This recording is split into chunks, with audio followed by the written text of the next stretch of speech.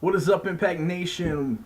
Welcome to another episode of the Anthem of Impact Wrestling Show. I'm your host, Jason, as always, and I come to you today with a good old-fashioned review of last night's episode, the first episode of the Don Callis and Scott D'Amore era for Impact Wrestling. Now, before I really get diving into the actual episode, I just want to make a quick comment, talk about something real quick. Mainly regarding like my video about the Jeremy Borash departure and stuff like that. Like I've seen some comments, for the video. I've seen some comments that were expressed to me through Twitter. Some comments that I've seen for other people's too. So I just wanted to make sure everybody knows, I never wanted my video to come off like I think the company's doomed. Because I don't. I was just trying to reflect more on the symbolism of somebody like Jeremy Borash leaving. Thought it would never happen, and it did. That type of thing. That's the only thing that I was trying to come across with. I thought I'd try to talk a little bit of like trying to look at things in the positive light. And try to figure out maybe why he made the decision. From hearing some other videos and some other people that actually have a little bit more of an insight to what goes on there.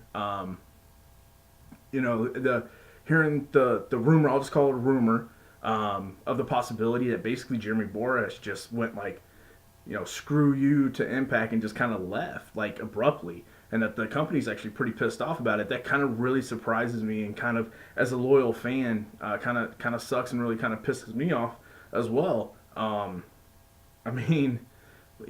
a lot of other people have said too, like he's not irreplaceable, and because he's not, it might take some time, but he is replaceable. Everybody is.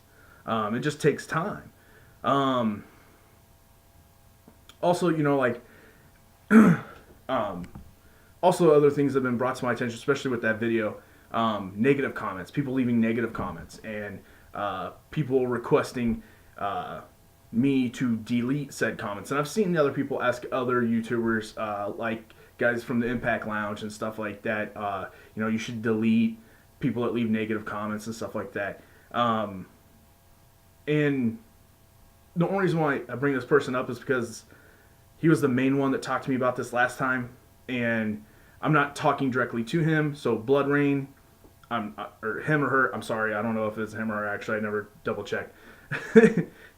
Me just like assuming. Wrestling fan must be he. No, this person, Blood Rain, I'm not talking about you, okay? You were the most recent that just kind of brought this up and brought my attention to this, so I just kind of wanted to give my opinion on this instead of individually to each and every person that wants to, talk to me about it on Twitter or whatever else. Look, other YouTubers that might do this thing for money, the negative or positive comments and interaction doesn't matter. It helps them make their money, it gets it more monetized and gets their video seen more and all that stuff. Me, I don't care about that. I'm not doing this for me. I've never monetized it. I don't care. I'm just doing this strictly for fun. I have a job. I have an actual, like, good paying job that makes me money. And so this is just something to do. Fun, interact, get my creative flows going. And I've said that in many different videos. Only reason why I haven't deleted negative comments is mainly because of this. I don't want to take the time to do it. I know that sounds lazy, but like I do have other things. I do have a lot of things to do. I do like spending time with my wife. We have shows to watch. I have other things outside of wrestling that I really enjoy. We got Blues hockey going on a lot. I have Houston Rockets basketball that I love to watch. Nebraska men's college basketball that I love to watch. We have other shows. I'm really into comics where we watch a lot of different Marvel shows, different movies. Outside of that, I'm also busy with work. So I don't take the time. Every once in a while, like I'll check videos to kind of see how they're doing as far as how many views and stuff, and likes, dislikes, and I'll read the comments, and I will try to comment on other people's stuff. But I try not to look too much into who's leaving negative, who's not leaving negative, and stuff like that. Mainly just because, like I said, you know, I don't care. Like, I don't care if there's negative comments there, because there's going to be. It's YouTube, it's social media. They're going to leave negative comments. There's people out there that just like to live their lives as trolls. It's a very sad life, but that's what they do. And and I don't know the ages of a lot of these people that have contacted me or that I've seen contact other people about this. But I'm gonna be 33 years old here in a couple months, and just the way I was brought up, like, there's people out there that are gonna act stupid and be trolls and be negative. Like, who cares? You know what I mean? Like, it's not gonna that's not gonna affect me. If somebody leaves a stupid comment about Impact Wrestling, that's not gonna bother me. At the end of the day, it's just wrestling, and it's just like, if you give they're mainly just doing this to get attention. So if you give them that attention, if you give them that satisfactory of them saying something and then you replying to them to talk them into whatever else, or thinking that you're going to persuade them one way or the other, that's exactly what they were wanting. Now if you just ignore them and nobody comments on it, nobody likes or dislikes that comment, eventually they'll just go away because it's not fun for them anymore. And that's just the way I look at it. This way I was brought up. That's the way, like, I feel like a certain generation now, and I'm not trying to talk shit, but a certain generation now, like, they can't handle the negative talk, so they just want it to go away, when instead of, or they feel like they have to combat it instead of just ignoring it and just take it for what it is. It's social media. People are gonna say stuff. Okay, whatever. And there's been times on Twitter I'll go back at people, if I really feel like they were way out of line with what they said. But more times than none, if somebody already hates Impact, if somebody's already trolling people on social media, like Impact fans, more than likely you're not going to persuade them. Like, they're going to hate it regardless. Even if they secretly like it, they get more satisfaction out of telling Impact fans how bad it is and that they hate it, rather than admit, no, actually I kind of do like it, but it's not my favorite. You know what I mean?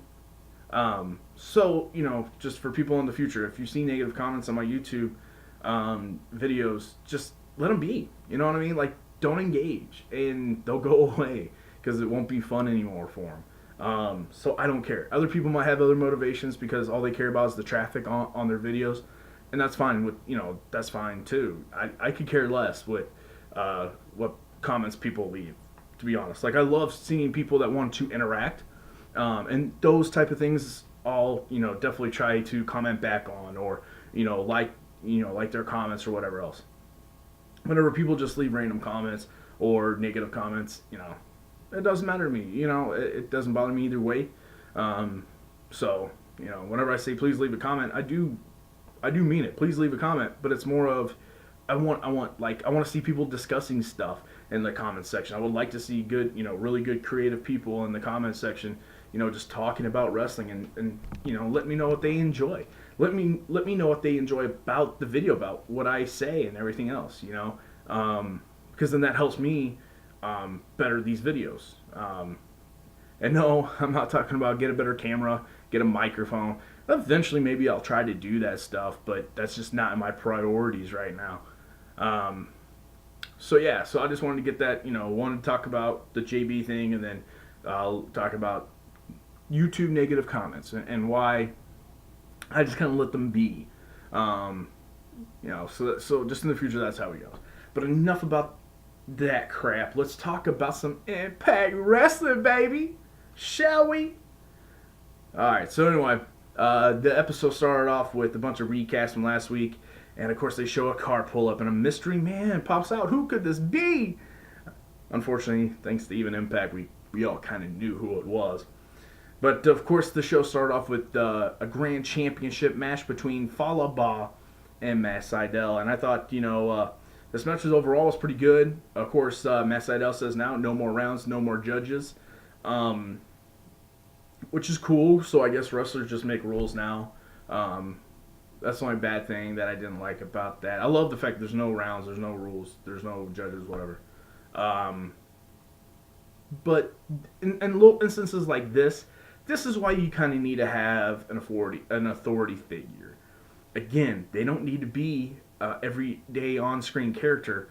But if you can establish that you have one and who they are, then whenever things like this can just get made and the commentators can, you know, facilitate that, you know, oh, and we've, you know, over the week we have heard from whoever it would be, you know, Don Callis, Scott D'Amore, that the Grand Championship now will just be, you know, we'll no longer have rounds or judges. Boom. That's how you do it. Like, just having, like, Matt Sydal has the title, so now he made the rules. Okay, well then, who's to say whenever Bobby Lashley won the X Division, he was just like, well, now there is a weight limit. You have to be over 250 pounds to wrestle for, you know what I mean? Like, that's why, like, and I know it's professional wrestling, but that's one little critique I have about that type of thing. It just, you know, again, maybe it's just me because I grew up really in the era of, well, you know what? Everybody grew up in the era because even before, like, the 90s, you know, like in the 80s and early 90s, even WWE, WWF had Jack Tunney. So, I mean, and then there was Gorilla Monsoon, and then it became Vince McMahon, or Sergeant Slaughter, Sergeant Slaughter, and then Vince McMahon, and then, of course, you know, all the different GMs and everybody else. And, of course, WCW then had Eric Bischoff. And then you had an authority figure with J.J. Dillon there for a little bit, and then, of course, Vince Russo. And then they always had, like, commissioners, and then, like, Kevin Nash, the Cat, Mike Sanders. But, you know, like, so I grew up really with authority figures being a big thing. I don't need them to be, like, in major storylines or anything. I just feel like if this is a legit company, they always say have a boss, so who's the guy running the show? Who's the guy saying this person gets this shot, that shot, this match gets put together, that match gets put together? That's the one thing why I kind of liked. One thing I kind of liked about Ring of Honor was for a while they had Nigel McGuinness be known as the matchmaker, right? The booker. That's fine. I don't see anything wrong with that either. They don't need to be the GM, the commissioner, the CEO, the president. I don't care. They can just be called, you know, the matchmaker, or, you know, the booker, whatever the hell they want to call them. So then we know why matches are put together, why certain matches are sanctioned, why somebody gets a title shot. You know, I think it's just little things, and hopefully eventually we'll get that with these guys. And again, like they don't need to be on all the time, so I don't want to see these comments saying, "Oh, I hate authority figures." No. I think they're needed, but, you know, they don't have to be involved in storylines. They don't have to have a character. Like, they can be their legit selves, whoever it would be, and just be kind of known that they're there. And then, you know, like I said, commentators can then facilitate what they ruled, what they have, you know, given the commentators word or emails, or they had a meeting and this is what happened. You know, they can do that. I don't think that's a wrong thing. But anyway, back to the match. I'm kind of getting on a tangent there. It's now known that Matt Sydal has a spiritual advisor, which is kind of cool. Unfortunately, kind of no, especially now with the whole Jeremy Borash thing, it's kind of brought out more spoilers, unfortunately, and discussing on what the plans are going forward now for the commentary team. If you guys don't know, I'm not gonna spoil it, but unfortunately, that's another thing that's kind of been spoiled for me. But trust me, his spiritual advisor will make its presence. Will make its presence. I'm not gonna say if it's a he or a her or a he. Just tune in, and you'll find out. Anyway, I thought this match was actually pretty well done. It was your very typical, you know, big man versus small man type thing. But I just thought it was done very well. Sydal definitely upped his striking, so then it was whenever he would get offense in, it seemed a little more realistic, more believable that these certain things would hurt a guy the size of Fallah Bahh. Fallah Bahh is great. I think he does great ring work. Just overall, like, his character ring work is amazing. How funny he is. Like he's funny but serious at the same time, and somehow he pulls it off. It's really good. Um, Matt Sydal, of course, is good. I think we all know that. But eventually, Matt Sydal, I cannot talk today. I'm so sorry, guys and girls. Um, Matt Sydal wins, so he holds on. Then we go backstage with what I thought was a really good promo with Trevor Lee and Caleb Conley. Those guys are absolutely hilarious. Which we will end up finding out, I think, by pretty much by the end of the night. Looks like they're going to be a tag team now. They're going to move into the tag team division. Very excited about that. Trevor Lee is amazing. I'm ready though for Trevor maybe to move to that Grand Championship level. Maybe after a quick tag team thing, he does move there. But I think Trevor Lee is a guy that they can build slow, kind of like how they're doing Moose. But I could see Trevor Lee with that World Championship belt and having great matches with a bunch of different size people and just tearing down the house. He does great character work. He's really good on the mic. Again, he's another guy that can be goofy but serious. Almost like I don't want to compare him to this because people are gonna be like, I don't see the comparison. But really, if you look at the character work and the gimmick type thing, it's very close to Eric Young. Especially like towards the end of his TNA run, where he had a seriousness, but he could also he'd go comedic route and he would still be over. And like going back and forth, nobody ever took him less serious. Like I never took Eric Young less serious whenever he was winning the Knockouts tag team titles, and then go for which he was just coming off of that run with like World Elite. It wasn't like right after, but that was kind of his last serious run was World Elite, and then him joining like the band and that whole thing. Then he wins the Knockout tag team titles with ODB, and he was kind of goofy and all that stuff, and then he became serious again, winning the World Heavyweight Championship and all that stuff. I never sat there in between, going from each one of those types of gimmicks and thought he was any less legit to win a title. That's kind of how that's kind of what Trevor Lee's pulling off right now, and that's what's reminding me of Eric Young is what Trevor Lee's doing. So anyway, then we go to KM versus Lashley. Again, another really just good, fun match. None of these matches really like tore the house down for me. At the same time, I was also fairly tired last night while I was watching this, so it could have just been the mood that I was in. But at the end of the day, none of these matches were bad. I thought they all served a purpose. They were all good in their own different way. I thought Lashley made KM look really good in this match. This is definitely how you put somebody over in a losing effort. You know what I mean? Like Lashley ends up winning, but he, for the most of the match, made KM look good and made him look like a force to be reckoned with. And that's another guy that can definitely just keep progressing and keep capitalizing on his potential. And he could be a guy that can hold that main title. Like I said this in the past, a couple years down the road still, I definitely see Trevor Lee with that world title before KM right now.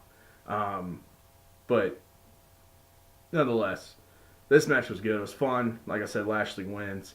And they're still kind of going with the AT&T, the America's Top Team story a little. But they kind of ended it. But they didn't just... Like, I saw the reports that, like, they were just dropping it. I don't think they were just dropping it. It was pretty much done. With him basically turning on Dan Lambert and putting him through a table, I don't think we would have expected Dan Lambert to show up the next week. And then, they talked about why KM and Lashley were fighting. Lashley had that backstage interview promo kind of thing later on, where basically he said that he's choosing to do both still, and because he can do whatever the hell he wants. So I don't see how that necessarily just drops it. I don't see where they would have kept going with it anyway, unless it would just became an actual faction, a heel faction, which the only person that was wrestling in it was Lashley, and then Mo every once in a while in tag team action. Then of course, Lambert in like his one match, but or he had two, I guess, the one with James Storm and then a tag team as well. But like they just added King M. But like that kind of sets up for like a perfect finish with Lashley turning on him, sending him through a table. Now they're gone because they wouldn't show up without their leader Dan Lambert anyway, right? They're like the rest of the actual MMA guys.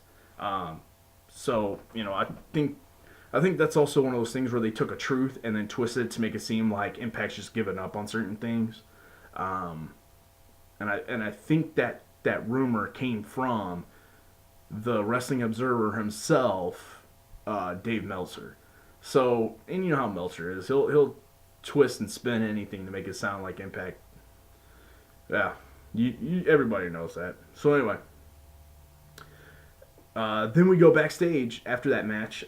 We see Joseph Park talking on the phone and saying, "Oh, I know. I told Chandler not to go in there, or not to get in the ring." And then he's interrupted by Jimmy Jacobs and Congo Kong, and Jimmy Jacobs says, Chandler Park wasn't the one that we wanted.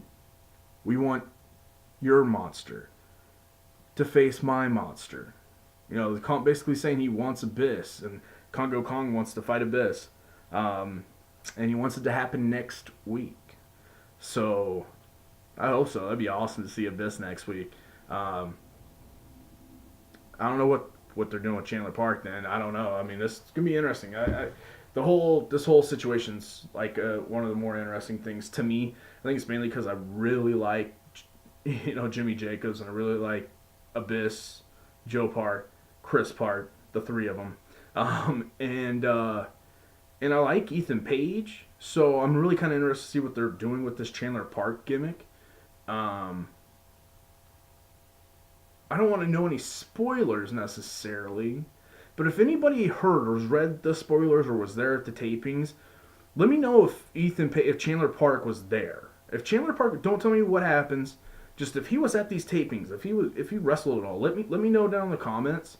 I don't want to give it away, or hit me up on Twitter at Anthem of Impact. Just hit me up on there or something. Let me know. I'm really kind of curious actually about that, because I don't remember hearing too much about Chandler Park. So anyway, I hope he's still there. I hope they're still, I think he is, because I think I remember they did a new graphic with him on it. But anyway, yeah, let me know down in the comments. So anyway, that's something to look forward to possibly next week. An Abyss showing up and facing the monster Congo Kong, the savage Congo Kong. After this, we get Laurel Van Ness versus the debuting Kiera Hogan. I thought this match was again really good. I think they did what they needed to do with this match. This is more of a storytelling match rather than just these two just go at it. So Kiera had to play her part. Laurel, I think, played her part well. And I thought Kiera actually looked really good. And she looks good, like her get up, the way she looks and how fit she is and all that stuff. Like just her whole package. She looks really good. Definitely a believable, legit thing. Tell you what, right now, after watching this match, I would love to see a Kiera Hogan Casey Spinelli match. Like, that could be a good rivalry in the knockout division for Impact. That could be fun to watch. But just when Laurel Van Ness hits Kiera Hogan with the curb stomp, and then picks her up and is going to give her the unprettier, and then Allie comes running down the ramp, so that distracts Laurel Van Ness, and Kiera Hogan rolls her up, the schoolgirl roll up, and gets the win. Kiera Hogan wins in her debut over the Knockouts champion, thanks to Allie, but still, that's a big, big win. Whether it's, a legit win, doesn't matter. That's still a win, and that's still in the eyes like, oh, this telling people this is somebody that they're going to get behind. Especially in the midst of the story. Because then, if Allie eventually wins the title from Laurel, Kiera can now say, hey, blah, blah, blah, or go after her, or, however they're going to do this. The Knockouts division is in great hands. Even if Laurel's leaving, so what? You still got... Laurel wasn't even the best in this division. So Laurel leaving, I don't care. It sucks that she chose to do it when she's doing it, and I do wish she would have stayed. But her leaving, it's like that was the one thing I could care less about. Okay, I could care. Actually, I cared a lot less whenever I heard Chris Adonis was leaving. I really don't give a shit about him leaving. Um, but yeah, I mean, Sienna, Rosemary, Allie, now Kiera Hogan, Casey Spinelli. Why do I feel like I'm forgetting people? I mean, I guess Madison Rain kind of. I don't know if she's still coming back or not. Like gonna be in and out. Yeah, Knockouts division's just fine. Oh, and Su Young. Ooh, maybe I shouldn't have said that. Sorry, spoilers. Forgot that she's coming in. I just said that out loud. I apologize for people that did not know that. Um, but anyway, yeah. So the Knockout division, can't wait for it. It's going good. And then we get an LAX in-ring promo. K-Dog gets on the mic and absolutely kills it like he always does. That brings out OVE and Sami Callihan. Sami says, basically, paraphrasing it, what we were doing, it's going really far, so for now we're going to tie a bow on it. It's over. They got bigger fish to fry, which I don't know what that can mean. If you're a tag team, I'm pretty sure tag team champions is the biggest fish you could fry. I don't know, but I want either LAX. If you're gonna have a faction, whether it be LAX or OVE, I want these factions to start winning multiple titles. I know LAX did it a little bit whenever Loki had the X division, but like Homicide should be having that X Division Championship right now. Whenever Diamante finally does come back, she needs to get that Knockouts title at some point. They need to find one more guy that can go win a World Heavyweight Championship. That's what they need. I mean, that's what LAX needs to do. OVE, Sami Callihan needs to go after like maybe that Grand Championship or go after the World Heavyweight Championship. Have the Chris brothers go get that the tag titles. Maybe at some point, which I would like to see whenever she heals back up, maybe go get, I think it's Dave's wife, Nevia Christ. I think I'm saying her name right. Nevia, I think. I know she used to like tag with Madison Rain back in the day, and like I think it was Shimmer. I think. I know that she's pretty good. That'd be really cool to see her, join there. Or I think I've seen on the Indies Jessica Havoc has kind of ran with OVE. Bringing Jessica Havoc back would be awesome. Have her win the Knockouts. Like, I think it'd be really cool to really kind of have like one of those dominant factions again in professional wrestling, period, to be honest with you. But yeah, it's interesting that Sami Callihan basically said, they got bigger fish to fry. But he did mention also that in due time they will be coming back for those tag team titles. So they start to leave, and then Konnan jumps out of the ring and follows him up the ramp, keeps talking shit, and that leaves Santana and Ortiz in the ring alone. And Trevor Lee and Caleb Conley, the Cult of Lee, attack LAX from behind. And then, of course, whenever Konnan and Homicide get back in the ring, they escape, which is awesome. Cult of Lee and the tag team. The Cult of Lee versus LAX. Trevor Lee, Caleb Conley versus Santana and Ortiz.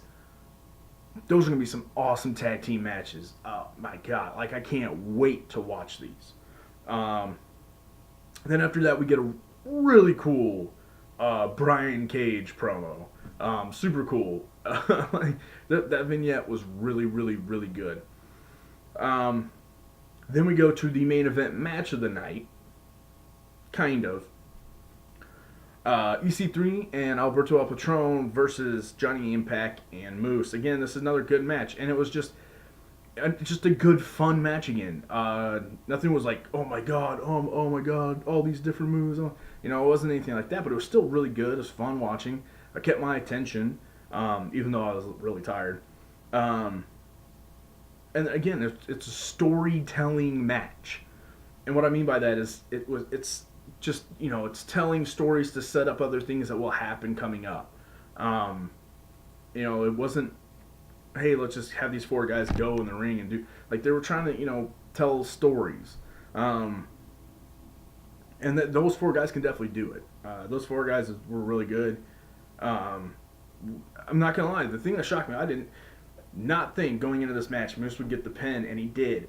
And he got the pin on Patron. Crazy. So as much as some of the other past people were very high on Moose, I'm guessing Patron. I'm guessing Don Callis and Scott D'Amore must be really high on Moose, which is very awesome to see. Um, the only problem with Moose I have still is his promos.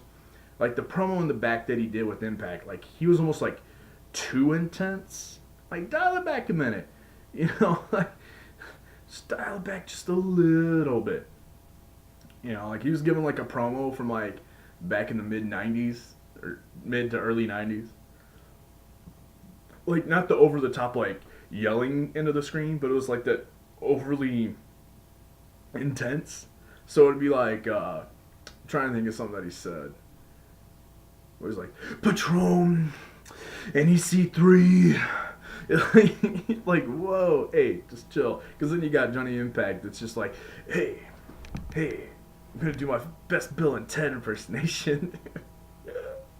Oh man, I like Johnny Impact. It's just for some like I'm guessing since the way that they edit and do production values in Lucha Underground, it comes off less cheesy in Lucha Underground than it does like whenever he's just back there talking to Mackenzie Mitchell and he's still kind of trying to do less like that like Bill and Ted type thing.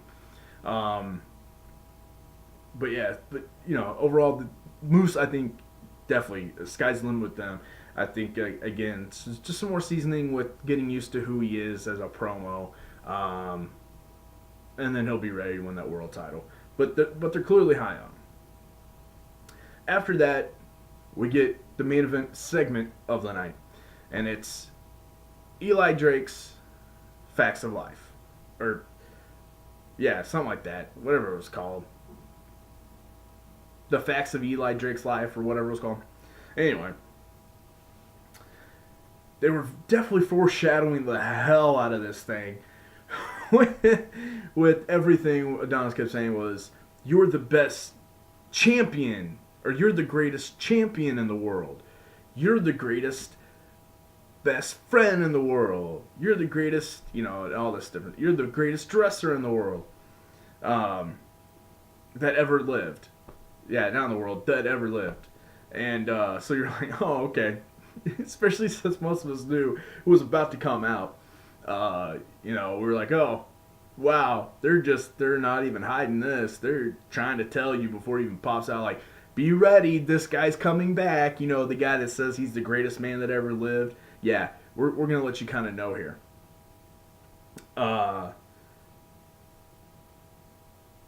Then, and of course, like, the last video package was, like, where he gets all, like, the pie in the face and Adonis wearing the turkey suit. And they're kind of more embarrassing moments, which then, led to Adonis apologizing. Drake got on the mic, and then, of course, he finally said the line, "I'm the greatest man that ever lived," which, of course, brought out Austin Aries.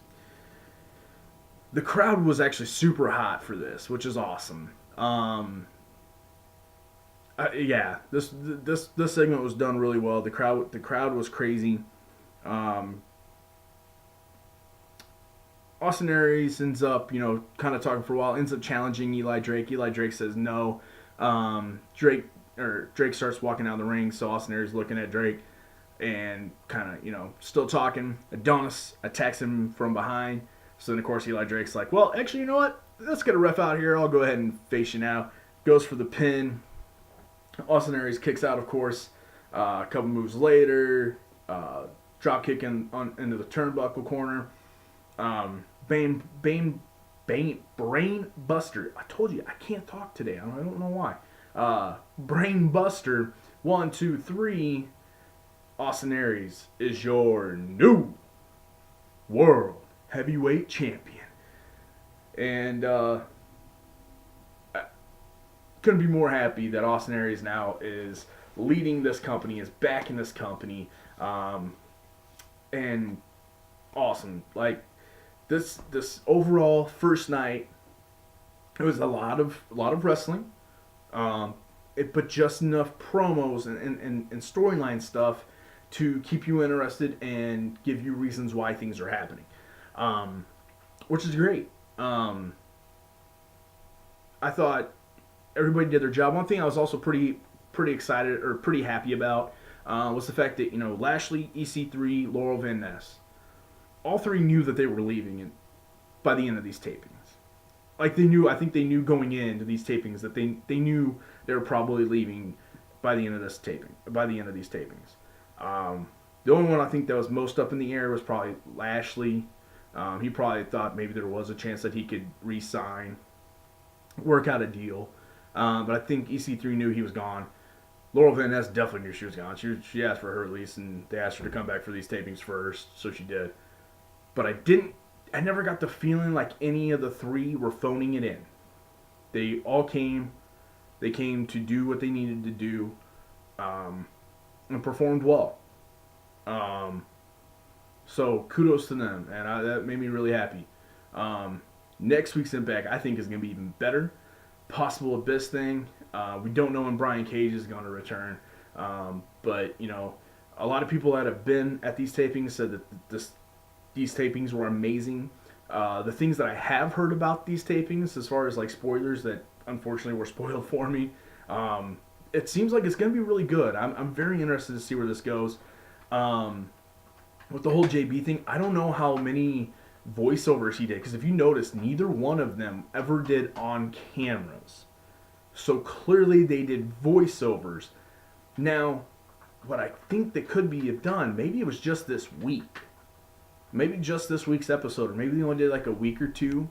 I don't know, because I think what Impact likes to do, production-wise with voiceovers, is keep it updated enough. So then, whenever like the last episode will air, like what, a month plus after it was actually taped. So they want to keep the commentary current, though, on what's currently happening in the world for those tapings. And what I mean by that is, say, like, I don't know, somebody gets hurt, somebody gets arrested or something, they can explain something on TV where it's not sounding weird. It doesn't have to be edited that much as far as commentary goes. So, or anything changes, like they want to announce that, this is now going to be on Twitch, or tune into this, or tickets are going to go on, whatever the case may be. I think they wait. I don't know for sure, but I think they do. So I don't know. This might be the only episode with Jeremy Borash. I don't know. I really don't know how many they've voiced over so far. Because clearly all of it's voiced over. We didn't see them on camera at all. Like we've seen at least a little bit of in the past. So it'll be interesting. We'll see what happens this upcoming week. This upcoming week, I don't know if I'm going to do any extra videos outside of just doing my Impact review. Obviously, if any type of news breaks or anything else, like I'll do one of those. I don't think like I'll do any All Buckets or anything right now. But yeah, so let me know what you guys thought about the show. Let me know what you guys thought about my opinions down in the comment section or on my Twitter account at Anthem of Impact. If you like this video, please hit that subscribe button. I'm trying to get to 100 subscriptions just because I really like that number 100. I'm going to feel real cool about having 100 subscribers. No, but I do. I'd like to grow it at least a little bit, right? If I can get 100 subscribers, that'd be awesome. I would love every single one of you. And right now I'm at 94 last time I checked. So hopefully I can get to 100 here soon. That'd be awesome. Little like feather in the cap for me. But yeah, go check out if you guys are new to my channel, new to this video, go check out some other ones. I've got some pretty good videos, some good opinions, some good creative stuff, so all buckets and stuff like that. But yeah, go follow me on Twitter at Anthem of Impact. Hit that notification button, all that stuff. Also, the most important thing, watch Impact Wrestling Thursday nights on Pop TV. It's fun.